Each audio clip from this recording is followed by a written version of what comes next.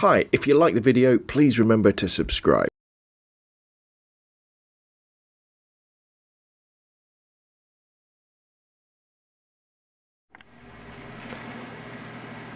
Hi, it's Rob from roblandphoto.com with a quick look at the Canon EF 75-300mm f4-5.6 zoom lens.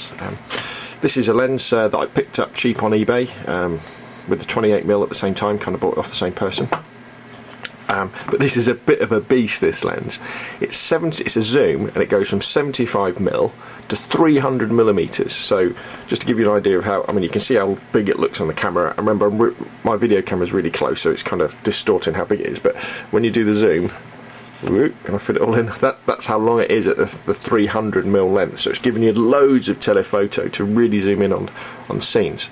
And remember, with cameras like the 350d, 450d, etc., what that means is you've got to take into account the crop factor. So it's not really a 75 to 300. It's more like something like just over 100mm to a 450mm lens. So you know, if you were to have a full frame sensor, it would be 75 to 300, but on a crop body you can get sort of 450mm worth of telephoto zoom out of this beast. Again, it's a Canon EF lens mount, so it's the standard bayonet mount. Again, this is an older version, so it's got the metal mount on it, and I think it's made in Japan. And what you'll find is modern versions, I think they do a non-image stabilization version, but I think you can get an image stabilized version as well that will be a lot more expensive.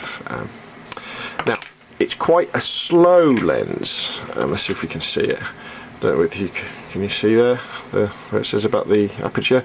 So it's 4 to 5.6. So the aperture is the hole in the lens that lets the light in, that you change for different effects, different depth of field, or because there's different light levels. But because it's a variable aperture, 4 to 5.6, what it means is when you're zoomed out, I guess, when the lens is like that, so when it's at 75mm, if you shoot it wide open at the widest aperture, you can get f4 out of it.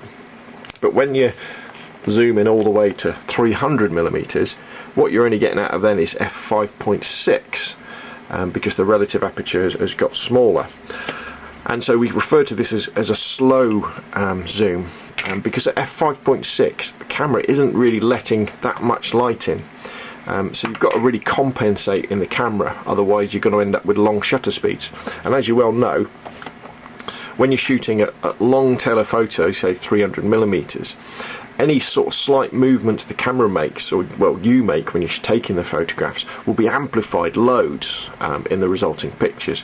So you've either got to make sure you're using a tripod, or because then shutter speed doesn't matter that much for camera movement, but obviously if you've got a long shutter speed, what you might end up with is subject movement. So for example, if you're taking pictures of birds, it doesn't matter how steady the camera is, if the shutter speed is sort of creeping up, or creeping down, if you like, below 100th of a second, or if they're flying sort of below sort of 500th of a second, what's going to happen is those birds are going to be really, really blurred. So you've got to compensate for that by bumping up the ISO on your camera. And I think one of the things that I've learnt using this lens is not to be afraid of bumping up the ISO on your SLR, even an old digital SLR like this 350d. So you can shoot at 400, ISO 400, and it's alright, even 800 or 1600 if you want to capture that shot, as long as you don't mind sacrificing a little bit of the image quality to noise. It is a big lens, so it's going to take up a lot of room in your camera bag, but it's not that heavy because it's one of Canon's budget lenses, so it's mainly all made of plastic. You can see on the side there we've got you might be able to see the AF to manual focus selector, and when you go to manual focus you sort of do it on that, and as I say, you can zoom in and out using the big ring there. I was a bit sceptical when I first got the lens because I've never had that much success with telephotos. I always tend to end up with blurry pictures, but as soon as I got over my prejudice at shooting higher ISOs, I think I've managed to grab some okay shots with this lens. And in fact, I'll at the end of the video I'll put some images up, and there's one of a raven in flight that I caught that worked very well. A couple of little hints as well though: if you're shooting telephoto of subjects and you're not using a tripod, make sure that when you put your camera on, make sure you're shooting in continuous shooting mode, so that when you actually take a shot it will keep firing. And let's see if I can sort of set it up so you can see an example of that. Let's turn the shutter speed up. So the idea is that if you're shooting handheld with a big telephoto zoom, you know, you're going to be shaking a little bit no matter what. But if you have continuous shooting mode and shoot a load of shots in succession, there's a chance, you know, that one of those shots isn't going to be blurred, and you can select the right shot. As I said, I got this second hand off eBay, or somebody who's also selling a 28mm, and that's another little hint and tip. If you're looking for second-hand lenses on eBay, search for use your search term as something like Canon film, and look out for film SLRs that people are selling, because more often than not they'll have a lens on the front, and it will probably be an EF lens. And there's loads of different websites you can go to check whether they're compatible, but the ones like the 28mm or the 75-300mm EF lenses are fully compatible with the new digital SLR. So you might well find somebody who's selling an old film SLR for like their dad, or they found it in the loft, and it's got a fantastic lens, well, a great lens on it, and you can pick them up cheap, because often they list them wrong and they'll just say something like film SLR and they don't mention the lens. So there we go, little hint and tip. When you're on eBay looking for this sort of thing, one of the things to look for is film SLR in the search box. So overall, yeah, I mean, I like this lens. It's telephoto. You can hand hold it and shoot it as long as you pump up the ISO, or if it's a sunny day.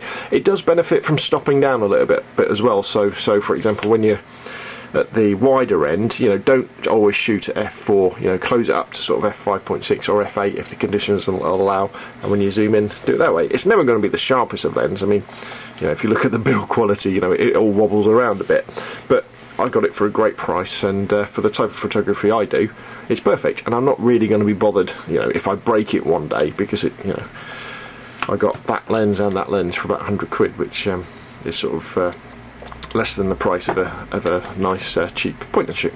Okay, that's Rob from robnonphoto.com with a quick review of the Canon Zoom EF 75-300mm lens. Thanks for watching.